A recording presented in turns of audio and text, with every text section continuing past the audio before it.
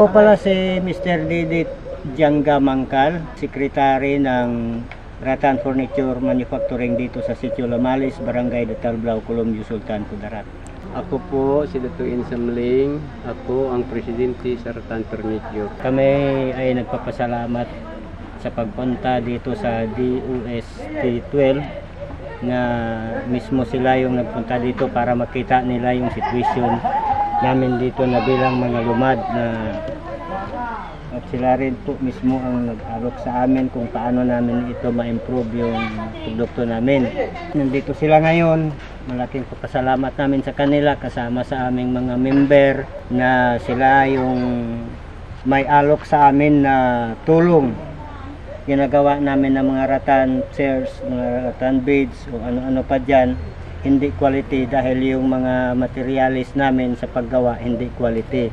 Kaya sa ngayon, muli kaming masiyahan dahil nandito sila, nag-offer sila sa amin, na handang tumulong sa amin. Malaki yung salamat namin sa kanila na sana matutuo ito, matupad yung aming mga hinihiling. Papunta doon sa aming mga kabataan, maturuan namin sila sa aming ginawa nito na para hindi sila punta sa mga masamang gagawain.